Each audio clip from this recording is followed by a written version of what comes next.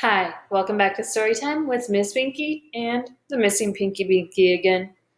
Today we are reading Magic Treehouse, book number 9, Dolphins at Daybreak, chapters 9 and 10. Today we will finish the book. Chapter 9. Ouch! The sun shone on the ocean. It sparkled like a diamond. Jack felt safe now. His dolphin was taking good care of him. The dolphins slowed down as they neared the reef. Jack lowered his feet. He felt the bumpy coral. He let go of the dolphin's fin and stood up in the water. Annie stood too. Then she threw her arms around her dolphin and gave her a big hug. "Thank you, Suki," she cried, and she kissed the dolphin's nose. Suki tossed her head and clicked at Annie. "Kiss Sam now," Annie said to Jack. "You're nuts," said Jack. But Sam nuzzled Jack's head, and Annie put his flippers around Jack's neck. Jack couldn't resist. He threw his arm around the dolphin and gave him a quick kiss. Sam nodded and made a clicking sound like laughter. Then he turned to Suki. The two dolphins chattered to each other for a moment. They nodded at Jack and Annie and swam gracefully away. "Bye, Suki! Bye, Sam!" Annie shouted. "Thanks," Jack shouted. The dolphins leapt high in the air, and they dove back into the water with a splash. Jack and Annie laughed. "I wish we could swim like that," said Jack. Jack and Annie watched the dolphins until they disappeared.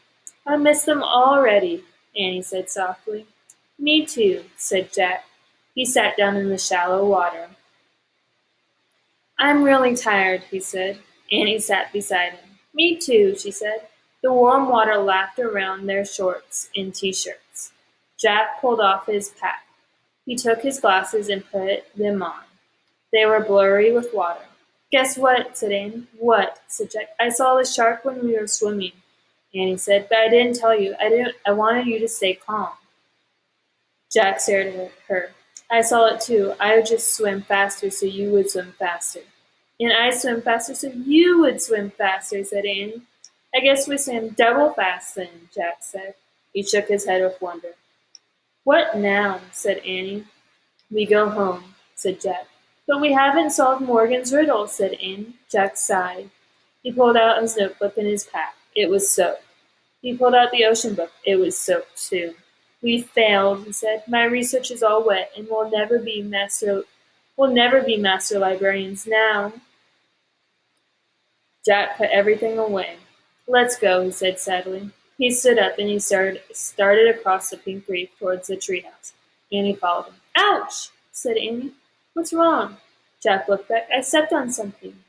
Annie bent down and rubbed her foot. "What?" said Jack. "A shell?" "Yeah, this." She picked up a large gray shell. "Boy, it's rough. Rough and gray as a rock. And plain as plain can be," whispered Jack. They had found the answer. The shell looked like a clamshell, only bigger with more ridges. "How come this ugly shell is the answer to the riddle?" said Annie.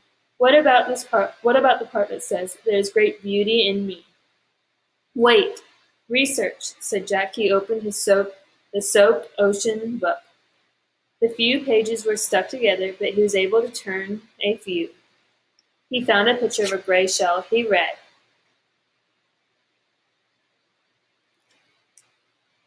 "Divers search for oysters in the deep water, but sometimes oysters wash up on reefs or beaches. Inside some oysters you can find a pearl. The pearl's natural beauty makes a treasure. This must have a pearl inside it," said Jack. Annie peered into the crack between the two halves of the shell. "I can't see anything," she said. "How does a pearl get in there?" "Anyway," Jack read aloud from the webpage. "Sometimes a grain of sand will get between the oyster's shell and its skin. This irritates the oyster, so it makes a pearly material surround the grain of sand. In, this way, over a few years, a pearl is formed." "I can't tell if there's a pearl in there or not," said Annie. "Maybe we should bang it against a rock," said Jack.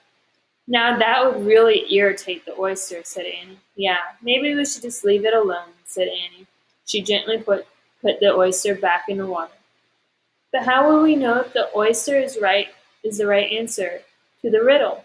"Morgan said we will know," said Annie. "Come on." Jack pushed his glasses into place. He and Annie picked up the shoes and socks. They climbed through the window of the treehouse. Morgan's scroll was lying on the floor.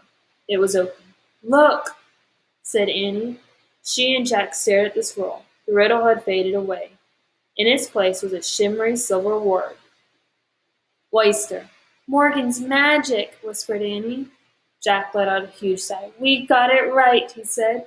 "And here's the Pennsylvania book," said Annie. "Let's go home." She opened the book and pointed to the picture of Frog Creek Woods. "I wish we could go there," she said. The wind started to blow. The treehouse started to spin. The wind blew harder and harder. Then everything was still. Absolutely still. So the answer to the riddle, oyster. Chapter 10. The True Pearl. Dawn light slanted into the treehouse. No time at all had passed since they had left. Day was breaking. Jack rolled up the ancient scroll. He tucked it into the corner. We've solved the first riddle," he said. "3 more to go." "I don't see another scroll," said Annie. "Maybe tomorrow we'll get the next riddle." "That's okay," said Jack. "I think I need rest and dry out." His t-shirts and shorts were still soaked. His backpack too. Only his shoes and socks were dry. And this needs to dry out too," said Annie. She put the wet ocean book in a patch of sunlight. Then Jack and Annie climbed down the ladder. They walked through the woods, through the leafy shadows of golden light. They left the woods and started down the street. "You know we should have found the answer to the riddle right away," said Jack. "The oyster was on the reef all along." "I know, but we wouldn't have had so much fun," said Annie. "Fun?" said Jack. "You call being squeezed by an octopus and chased by a shark fun?" "Don't forget the dolphins," Annie said simply. Jack smiled. "Right," he said. "The dolphins made up for everything. They were fun." "I guess they were the true pearl and the oyster," said Annie. "Yep," said Jack. "I wonder what Sam is doing right now." "Sam?" Annie grinned at him. "You're nuts," she said. They climbed their steps and went to their house. "We're back," Annie shouted. "Did you get your shoes wet?" their mom called. "Not one bit," called Aunt Jack. Then he and Annie slipped into the stairs to change their clothes. They didn't get their shoes wet, but did they get other clothes wet? So good. I hope you enjoyed Dolphins at Daybreak, Magic Treehouse, book number 9.